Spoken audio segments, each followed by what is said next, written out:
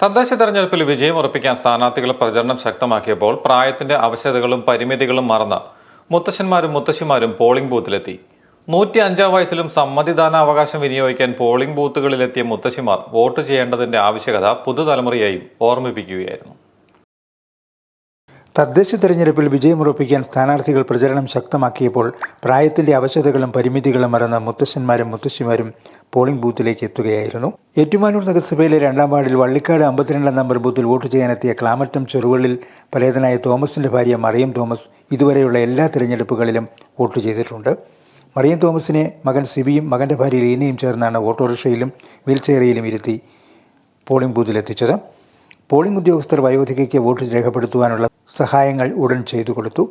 2-ാം വാർഡിലെ UDF സ്ഥാനാർത്ഥിയായ അനീഷ് മോൻ തന്റെ കയ്യിൽ നിന്നും കെട്ടിവയ്ക്കാനുള്ള തുകയും അനുഗ്രഹവും വാങ്ങിപ്പോയതിനുള്ള കടപ്പാട് കൂടിയായിരുന്നു അനാരോഗ്യത്തെ മറന്ന് സമ്മതിദാനാവകാശം വിനിയോഗിക്കാനുള്ള മറിയത്തിന്റെ തീരുമാനം.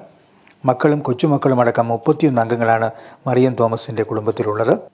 പ്രായത്തിന്റെ അവശതകൾ അവഗണിച്ച് പാലായിലെ മുൻ ബിഷപ്പ് ജോസഫ് പള്ളിക്കാപ്പറമ്പിലും വോട്ട് ചെയ്യാനെത്തി. പാലാ സെന്റ് തോമസ് സ്കൂളിലെ 1-ാം നമ്പർ ബൂത്തിലാണ് ബിഷപ്പ് പള്ളിക്കാപ്പറമ്പിൽ വോട്ട് ചെയ്തത്. ഞീഴൂർ പഞ്ചായത്തിലെ 55-ാം നമ്പർ മഠത്തിപ്പറമ്പ് ബൂത്തിലാണ് 105-കാരിയായ ഭാർഗവിയമ്മ വോട്ട് ചെയ്യാനെത്തിയത്.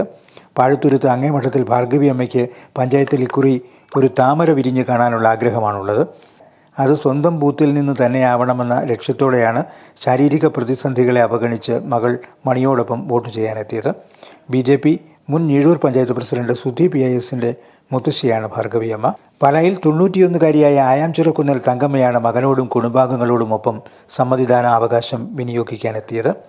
വോട്ടവകാശം ലഭിച്ചതു മുതൽ വോട്ട് മുടക്കിയിട്ടില്ലാത്ത തങ്കമ്മയ്ക്ക് ശാരീരിക ബുദ്ധിമുട്ടുകൾ ഉണ്ടായിരുന്നിട്ടും വോട്ട് മുടക്കരുതെന്ന് നിർബന്ധമുണ്ടായിരുന്നു.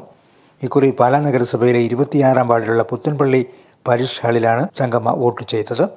90-കാരനായ ദേവസ്യ താഴത്തു വീട്ടിലും 80-കാരനായ മട്ടത്തിൽ കുട്ടപ്പനും ഉൾപ്പെടെയുള്ള മുതിർന്ന പൗരന്മാർ തെരഞ്ഞെടുപ്പിന്റെ ആവേശം ഉൾക്കൊണ്ട് വോട്ട് ചെയ്യാനെത്തുകയായിരുന്നു. Star vision news, Pala, Ettumanoor.